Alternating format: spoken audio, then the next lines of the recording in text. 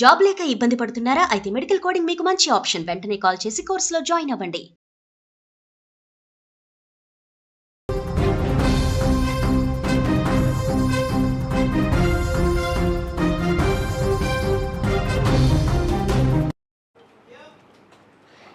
తమిళనాడులో జరిగినటువంటి ఎన్నికలకు సంబంధించి కేవలం ఒక సౌత్ ఇండియాలోనే కాకుండా దేశవ్యాప్తంగా కూడా తమిళనాడు ఎన్నికల ఫలితాల మీద మొత్తం దేశవ్యాప్తంగా అన్ని రాజకీయ పక్షాలన్నీ కూడా ఎదురు చూస్తున్నాయి ఈ ఫలితాల కోసం. ఎందుకంటే ఇక్కడ ఎప్పుడూ లేని విధంగా తమిళనాడు చరిత్రలోనే ఒక త్రిముఖ పోటీ ఇప్పుడు ప్రస్తుతం జరుగుతున్నటువంటి పరిస్థితి. ఈ పోటీలో ఎవరు నెగ్గుతారు, ఎవరు ఏ పార్టీ అక్కడ అధికారంలోకి వస్తుంది, ఏ పార్టీ ప్రభావం ఏ పార్టీ మీద చూపిస్తుంది, ఈ మూడు పార్టీలు ఎవరికి లాభం చేకూరుస్తాయి, ఎవరికి నష్టం కలిగిస్తాయి అనేటువంటి లెక్కల్లో అన్ని పార్టీలు కూడా మునిగి తేలుతున్నాయి. ప్రస్తుతం ఇక్కడ తమిళనాడులో జరిగినటువంటి ఎన్నికల్లో అందరికంటే కూడా విజయ్ వైపు టీవీకే పార్టీ అధినేత, సినిమా హీరో, ఒక స్టార్ హీరోగా మాస్ ఇమేజ్ కలిగినటువంటి విజయ్ వైపు ఇప్పుడు మొత్తం దేశవ్యాప్తంగా అన్ని రాజకీయ పక్షాలు చూస్తున్నాయి. ఎందుకంటే తమిళనాడు రాజకీయాలు మొదటి నుంచి కూడా సినిమా రంగానికి రాజకీయాలకి ఒక అవినాభావ సంబంధం ఉందనే చెప్పాలి. అక్కడ ముఖ్యమంత్రులుగా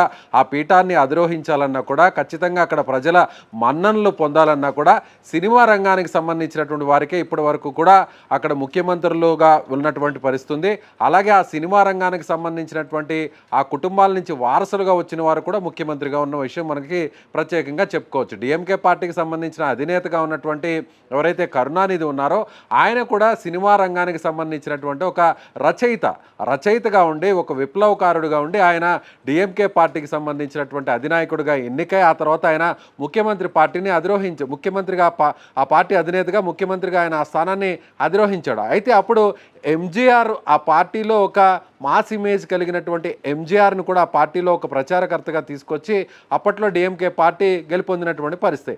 అయితే ఎంజీఆర్కి కరుణానిధికి విభేదాలు రావడంతో ఎంజీఆర్ పార్టీని వీడి కరుణానిధితో విభేదాలు వచ్చిన తర్వాత అన్నా డిఎంకే అంటే డిఎంకే పార్టీకి పోటీగా ఏఐడిఎంకే అనేటువంటి ఒక పార్టీని స్థాపించి ఆయన పార్టీని స్థాపించిన కొన్ని రోజుల్లోనే ముఖ్యమంత్రిగా ఆయన ఆ స్థానాన్ని అధిరోహించారు. వరుసగా 3 సార్లు ఆయన ముఖ్యమంత్రిగా అయినటువంటి పరిస్థితి. అయితే ఇప్పుడు ఎంజీఆర్ అటు సినిమా రంగంలో ఒక స్టార్ హీరోగా నెంబర్ 1 హీరోగా ఉన్న ఎంజీఆర్ ఆ తర్వాత పార్టీ పెట్టిన తర్వాత ముఖ్యమంత్రి అయ్యారు. ఆ తర్వాత ఎంజీఆర్ చనిపోయిన తర్వాత రాజకీయాల్లో కాస్త వెలితి ఏర్పడినటువంటి పరిస్థితి. అంటే అన్నాడీఎంకే పార్టీని నడిపేవారు లేక ఆయన స్థానంలో ఆయన సతీమణి కొంతకాలం పార్టీని నడిపారు, కానీ ఎక్కడ కూడా ఆ పార్టీ మనుగడ సాధించలేనటువంటి పరిస్థితి అయితే ఉంది. అయితే ఇప్పుడు ఎంజీఆర్ వారసురాలుగా జయలలిత పార్టీకి సంబంధించినటువంటి బాధ్యతలను ఎప్పుడైతే ఆమె తీసుకున్నారో ఆ తర్వాత ఆమె పార్టీని ఘన విజయం సాధించేలా చేసి ఆమె కూడా ముఖ్యమంత్రిగా అయ్యారు. జయలలిత కూడా ఒక హీరోయిన్గా నటించారు. అప్పట్లో ఎంజీఆర్తో కలిసి అనేక సినిమాల్లో కూడా నటించారు. అలాగే తెలుగు సినిమాల్లో ఎన్టీఆర్ లాంటి అగ్ర హీరోలతో కూడా నటించినటువంటి పరిస్థితి. సో జయలలిత కూడా ఒక స్టార్ హీరోయిన్ ఇమేజ్ ఉన్నటువంటి జయలలిత అక్కడ ఒక మాస్ లీడర్గా ఎదిగినటువంటి పరిస్థితి. సో అటు కరుణానిధికి జయలలితకు మధ్య జరిగినటువంటి ఆ పోరు, ఆ రెండు పార్టీలు ఇద్దరు నేతల మధ్య జరిగినటువంటి ఆ పోటీ కూడా మనం గత కొన్ని దశాబ్దాలుగా చూస్తూ వచ్చాం. అయితే ఇప్పుడు జయలలిత మరణం తర్వాత అలాగే కరుణానిధి మరణం తర్వాత కూడా కరుణానిధి వారసుడుగా స్టాలిన్ రావడం జరిగింది. డిఎంకే పార్టీని ఆయన అధిరోహించడం, ఆ పార్టీకి సంబంధించిన అగ్రనేతగా మొన్న గత ఎన్నికల్లో డిఎంకేకి బంపర్ మెజారిటీ ఇచ్చారు. అదేవిధంగా జయలలిత మరణం తర్వాత ఆమె వారసుడుగా ఎవరు కూడా రాలేనటువంటి పరిస్థితి. ఆమె చనిపోయిన తర్వాత, ఆమె అధికారంలో ఉన్న సమయంలోనే చనిపోయిన తర్వాత ఆ స్థానాన్ని పళనిస్వామి అధిరోహించినప్పటికీ కూడా అంత మాస్ ఇమేజ్ లేకపోవడం, సినిమా రంగానికి సంబంధించినటువంటి వ్యక్తి కాకపోవడంతో సో గత ఎన్నికల్లో పళనిస్వామి నాయకత్వంలో అన్నాడీఎంకే బరిలో దిగినప్పటికీ కేవలం తక్కువ స్థానాలకే పరిమితమైంది. సో డిఎంకే కరుణానిధి వారసుడిగా స్టాలిన్ ఉన్నాడు కాబట్టి స్టాలిన్కి అందరూ కూడా పట్టం కట్టారు. అయితే ఇప్పుడు జయలలిత సంబంధించినటువంటి ఆ స్థానాన్ని అధిరోహించడానికి ఎవరున్నారు? సో డిఎంకే పార్టీకి సంబంధించిన కరుణానిధి వారసుడిగా స్టాలిన్ ఉన్నారు. ఓకే, మరి అన్నాడీఎంకే పార్టీకి సంబంధించిన వారసుడిగా ఎవరున్నారంటే ఎవరు లేరనే చెప్పాలి. అయితే ఇప్పుడు అందుకే టీవీకే పార్టీ అధినేతగా ఎప్పుడైతే విజయ్ బరిలోకి దిగారో, ఎప్పుడైతే విజయ్ పార్టీని స్థాపించి ఆయన ఎన్నికల ప్రచారాన్ని నిర్వహించి పోటీగా సింగిల్గా ఆయన బరిలోకి దిగారో ఇప్పుడు అందరూ కూడా ఆయన వైపే చూస్తున్నటువంటి పరిస్థితి. ముఖ్యంగా విజయ్ వైపు యువ ఓటర్లు, కొత్తగా ఎన్రోల్ చేసుకున్నటువంటి ఓటర్స్ కావచ్చు, అలాగే ముఖ్యంగా మహిళలు ఈ ఇద్దరు కూడా ఆ కుటుంబాలకు సంబంధించి చాలా కీలకమనే చెప్పాలి. ఎక్కడైనా కూడా ఒక కుటుంబంలో ఒక 5 ఓట్లు ఉంటే లేదా 4 ఓట్లు ఉంటే ఆ కుటుంబంలో ఉన్నటువంటి యూత్ ఓటర్స్ ఎప్పుడైతే ఆ కుటుంబం మీద ప్రెషర్ తీసుకొస్తారో, అంటే వాళ్ళ తండ్రి మీద లేదా తల్లి మీద కుటుంబ సభ్యుల మీద ప్రెషర్ తీసుకొచ్చి ఈసారి తమ అభిమాన హీరోకి ఓటు వేయాలి, విజయ్కి ఓటు వేయాలి అనే విధంగా ఒత్తిడి తీసుకొని వస్తున్నట్టుగా తెలుస్తుంది. అలాగే మహిళలు కూడా విజయ్ ఇచ్చినటువంటి వాగ్దానాలు, విజయ్ ఇచ్చినటువంటి హామీల మేరకు ముఖ్యంగా జయలలిత వారసుడిగా విజయ్ని కొంతమంది చూస్తున్నారు. కాబట్టి విజయ్ వైపు చాలామంది మహిళలు కూడా చూశారు. అలాగే విజయ్కి కూడా పెద్ద ఎత్తున మహిళలు ఓట్లు వేశారు. బారులు తీరి మరీ మహిళలు ఈసారి ఎన్నికల్లో పోలింగ్ చేయడం బట్టే, ఓటింగ్ చేయడం బట్టే ఎప్పుడూ లేని విధంగా తమిళనాడు రాజకీయ చరిత్రలోనే అనూహ్యంగా 85% ఓటింగ్ పర్సంటేజ్ తమిళనాడు ఎన్నికల్లో పోలిందనే చెప్పాలి. గత ఎన్నికల్లో 78% పోలైతే 2021లో 2026 గత వారం రోజుల కింద జరిగినటువంటి ఎన్నికల్లో 85%. అంటే ఈ పెరిగినటువంటి 7% ఎవరికి అనుకూలం అంటే ఖచ్చితంగా ఇది విజయ్కి అనుకూలం, విజయ్ పార్టీకి అనుకూలం. ఎందుకంటే యువ ఓటర్లు ఎప్పుడు కూడా ఆసక్తి చూపినటువంటి ఓటర్లు. జనరల్గా ఏ ఎలక్షన్లో అయినా, ఏ స్టేట్లో జరిగినటువంటి ఎలక్షన్లో అయినా సరే కొత్తగా యూత్గా ఉన్నవారు, చదువుకొని ఉద్యోగాలు చేసేవారు, వేరే రాష్ట్రాల్లోనో వేరే నగరాల్లోనో ఉండి ఉద్యోగాలు చేసేవారు అక్కడ సొంత ఊర్లకు వెళ్ళి ఓటు వేసేటువంటి పరిస్థితి చాలా తక్కువగా ఉంటుంది. కానీ ఈసారి మాత్రం వేరే రాష్ట్రాల్లో, వేరే జిల్లాల్లో, వేరే ప్రాంతాల్లో ఉద్యోగాలు చేస్తున్నటువంటి యువత ఖచ్చితంగా మళ్ళీ తిరిగి వాళ్ళ ఊరికి స్వస్థలాలకు వచ్చి తమిళనాడులో ఓట్లు వేశారు. అంటే ఈ ఓట్లు వేయడానికి ప్రధాన కారణం విజయ్కు ఉన్నటువంటి మాస్ ఇమేజ్, విజయ్కి ఇంటా బయట అంటే సినిమాల్లో కూడా ఆయన మంచి సినిమాలు తీశారు, సందేశాత్మక సినిమాలు, రీసెంట్గా వచ్చినట్టు ఒక 7-8 సినిమాలు చూసినా కూడా విజయ్ క్యారెక్టర్ అంతా కూడా ఒక సమాజానికి సంబంధించినటువంటి మెసేజ్ని ఇచ్చేటువంటి సినిమాలను ఆయన చేస్తూ వచ్చారు. అదేవిధంగా విజయ్కి సంబంధించినటువంటి ఆయన మాట తీరు కానీ, ఆయన వ్యవహరించేటువంటి శైలి కానీ తమిళనాడులోనే ఒక మాస్ ఇమేజ్ కలిగినటువంటి ఒక సక్సెస్ఫుల్ హీరోగా విజయ్ని చెప్పవచ్చు. సో రజనీకాంత్ అలాగే ఆ స్థాయి స్టార్ ఇమేజ్ కలిగినటువంటి రజనీకాంత్కి ఎంత ఫాలోయింగ్ ఉంటుందో తమిళనాడులో, ఆ తర్వాత రజనీకాంత్ కాస్త వయసు పైబడినటువంటి ఒక పెద్ద హీరోగా మారిన తర్వాత అంతటి ఫాలోయింగ్ని తెచ్చుకున్నటువంటి హీరో విజయ్. అప్పట్లో ఎంజీఆర్, ఆ తర్వాత రజనీకాంత్, ఆ రజనీకాంత్ తర్వాత ఇప్పుడు విజయ్. సో విజయ్ ఇప్పుడు ఆయన అంటే పూర్తిగా రజనీకాంత్తో పోలిస్తే రజనీకాంత్ కాస్త వయసు పైపడడంతో రజనీకాంత్ పార్టీకి పెట్టి రాజకీయాల్లోకి రావాలనుకున్నప్పుడు కూడా ఆయన ఆ నిర్ణయాన్ని వెనక్కి తీసుకున్నారు. సో అదే స్థానంలో డేర్ అండ్ డాషింగ్గా ఇప్పుడు విజయ్ వచ్చారు, పార్టీని స్థాపించారు. పార్టీని స్థాపించిన తర్వాత ఏ ఒక్క పార్టీతో కూడా పొత్తు పెట్టుకోలేదు. విజయ్ మీద అనేక కేసులు ఎన్నికలకు ముందు పెట్టినటువంటి పరిస్థితి. విజయ్ కరూరులో నిర్వహించినటువంటి ఒక భారీ రోడ్ షోలో తొక్కిసలాట జరగడంతో 38 మంది చనిపోయారు.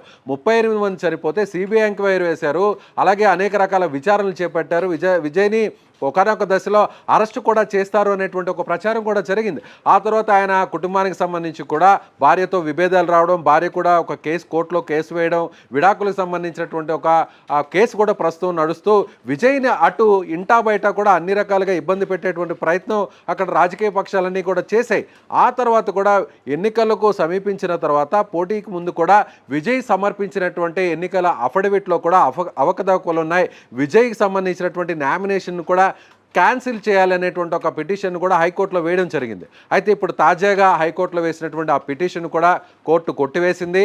విజయ్కి సంబంధించి కూడా ఇప్పుడు ఏదైతే కేసులు విజయ్ మీద పెట్టబడ్డాయో ఆ కేసులకు సంబంధించి కూడా ఒక్కొక్కటిగా వీగిపోతూ విజయ్కి ఉపశమనాన్ని కలిగిస్తుంది. సో మే 4వ తారీఖున జరగబోతున్నటువంటి ఈ కౌంటింగ్లో కూడా రిజల్ట్స్లో కూడా ఇలాంటి అనుకూలమైనటువంటి తీర్పు విజయ్కి రాబోతుంది అనేటువంటి ఒక డిస్కషన్ అయితే తమిళనాడులో జరుగుతుందని చెప్పాలి. ఇప్పుడు మనం ఒక పర్సంటేజ్ వారీగా మన దగ్గర ఉన్నటువంటి ప్రీవియస్ ఎలక్షన్స్ జరిగినటువంటి ఆ డేటాను చూద్దాము.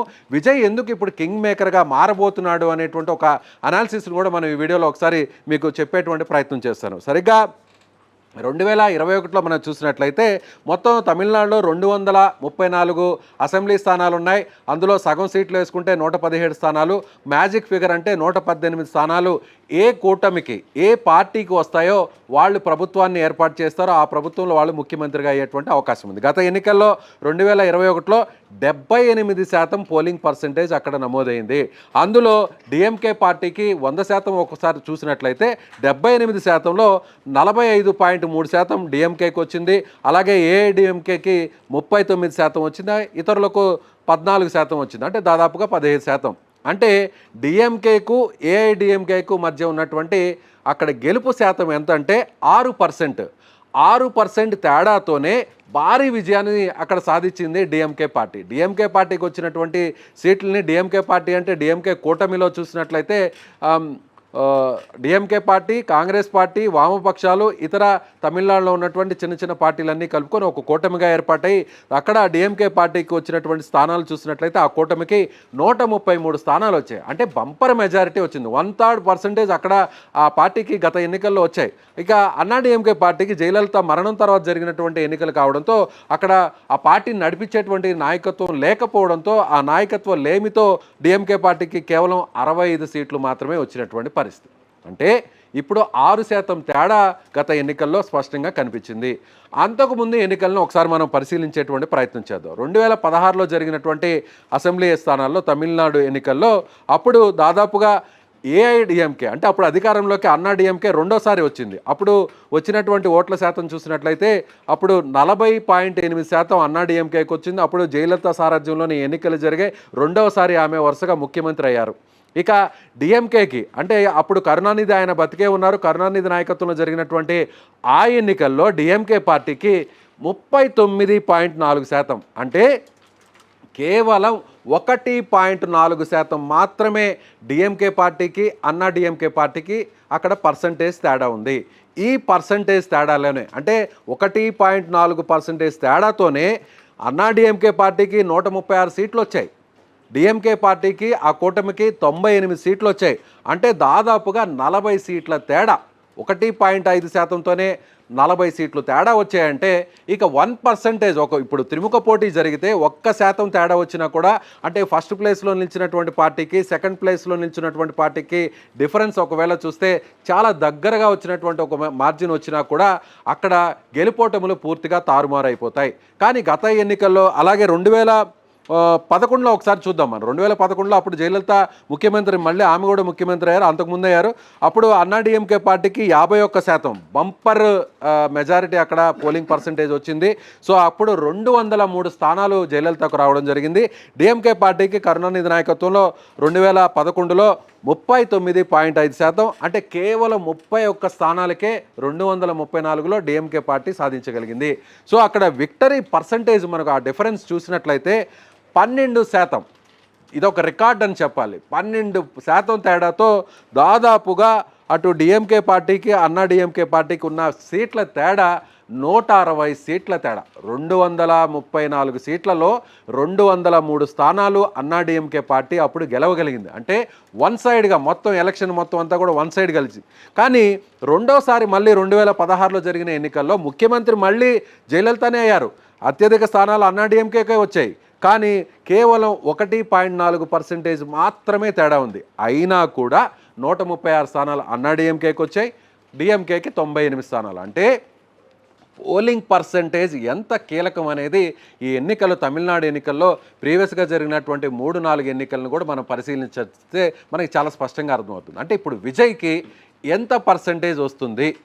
సో గత ఎన్నికల్లో 45% డిఎంకేకి వచ్చింది, 39% అన్నా డిఎంకేకి వచ్చింది. రెండు పార్టీల మధ్య తేడా 6%. అయితే ఇప్పుడు ఈ రెండు పార్టీలకు సంబంధించినటువంటి ఓటు బ్యాంకును విజయ్ చీల్చబోతున్నాడు. ముఖ్యంగా యువత ఓటింగ్ అంతా కూడా చీల్చబోతున్నాడు. యూత్ అనేది రెండు పార్టీలకు ఉంటారు కాబట్టి రెండు పార్టీల నుంచి కూడా యువత చీలిపోతుంది. అలాగే ముఖ్యంగా మహిళల ఓట్లు అంటే ప్రధానంగా చూసినట్లయితే అన్నా డిఎంకేకి మొదటి నుంచి కూడా జయలలిత ఉన్నారు కాబట్టి జయలలితకు సంబంధించి కూడా మహిళలు ఎక్కువగా ప్రజాదరణ చూపిస్తారు కాబట్టి సో జయలలితకు కాస్త ఎక్కువగా మహిళల ఓట్ల పర్సంటేజ్ ఉండేది. కానీ జయలలిత ఇప్పుడు లేకపోవడం వల్ల అన్నా డిఎంకేకి ఆ మైనస్ పడుతుంది.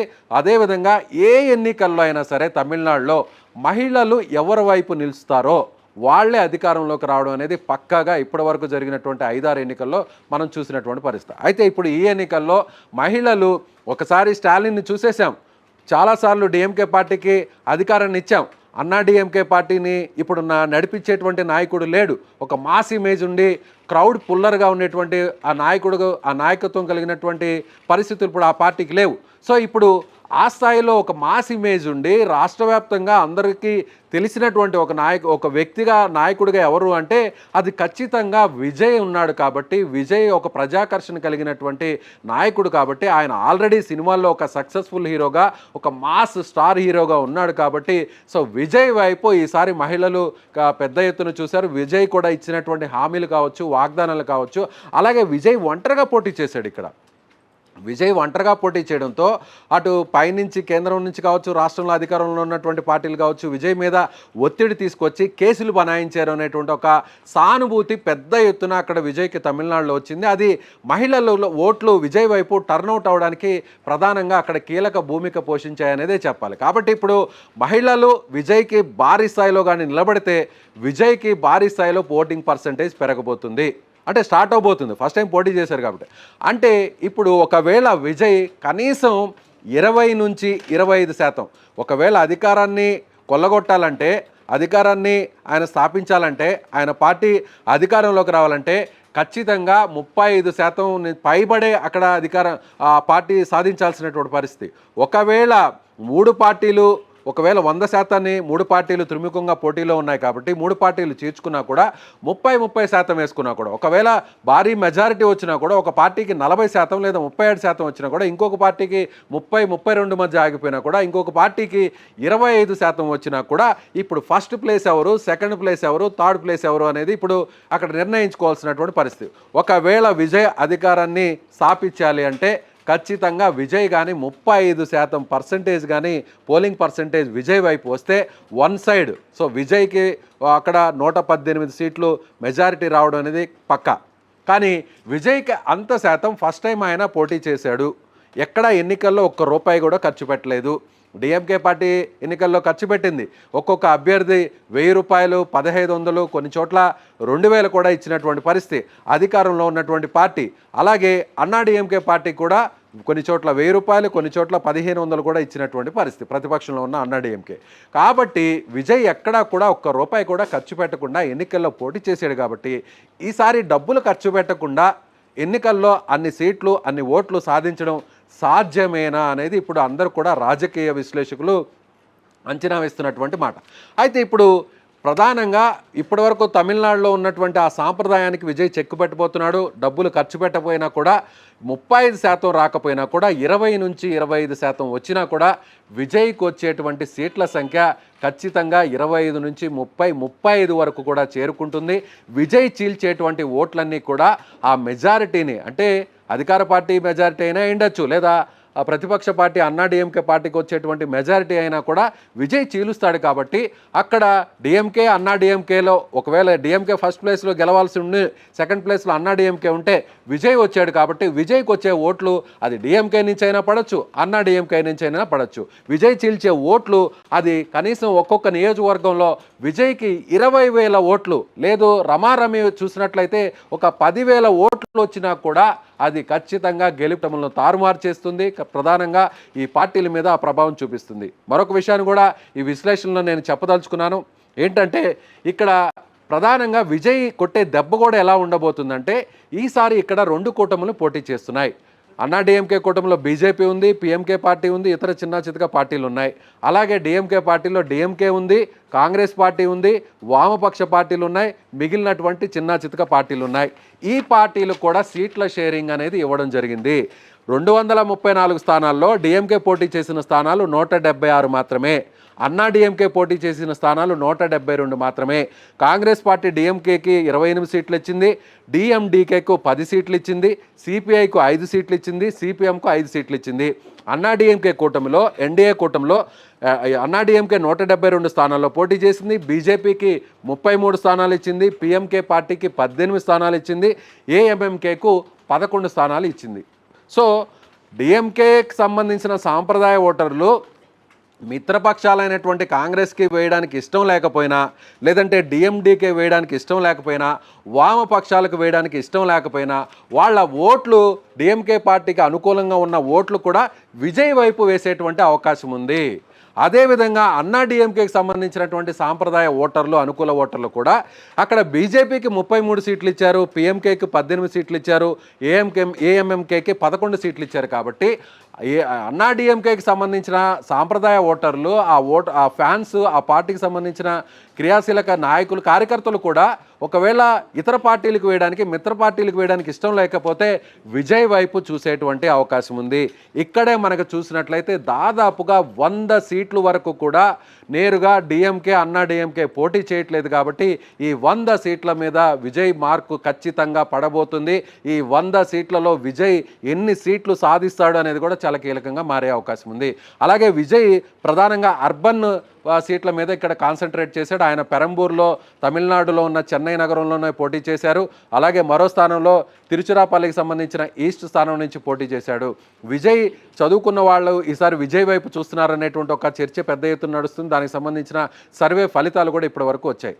అదే జరిగితే గత ఎన్నికల్లో చెన్నై మహానగరంలో ఉన్నటువంటి మొత్తం సీట్లు 22.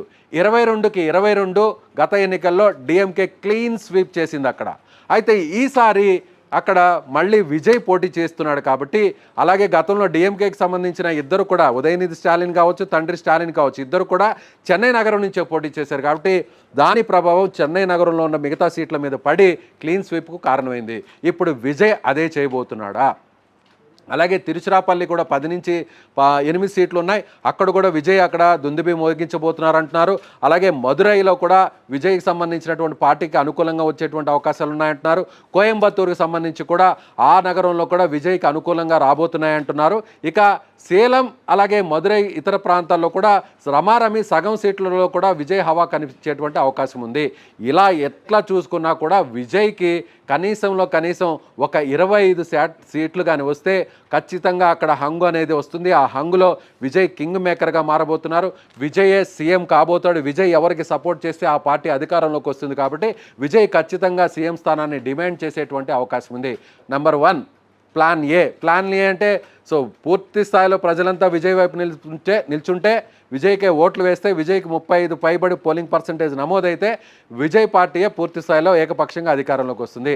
ప్లాన్ బి, 2 పార్టీలను చీల్చి విజయ్ ఒకవేళ రెండో స్థానానికి పరిమితమైనా కూడా విజయ్కి ఖచ్చితంగా ఎవరైతే కూటమి ఉంటారో అన్నా డిఎంకే లాంటి కూటమి విజయ్కి సపోర్ట్ చేస్తారు. కాబట్టి విజయ్ మళ్ళీ అక్కడ ప్లాన్ బిలో కూడా సీఎం అయ్యేటువంటి అవకాశం ఉంది. ఇక ప్లాన్ సిలో కూడా హంగ్ వచ్చి డిఎంకేకి ఒకవేళ ఎక్కువ సీట్లు వచ్చినా, అన్నా డిఎంకేకి ఒకవేళ ఎక్కువ సీట్లు వచ్చినా అధికారాన్ని స్థాపించేటువంటి ఆ మ్యాజిక్ ఫిగర్కు దగ్గరలో ఆగిపోతే అప్పుడు ఆ కూటమిలు కూడా అధికారాన్ని చేపట్టే అవకాశం లేకపోతే ఖచ్చితంగా విజయ్ సపోర్టింగ్ వాళ్ళకి అవసరం ఉంటుంది.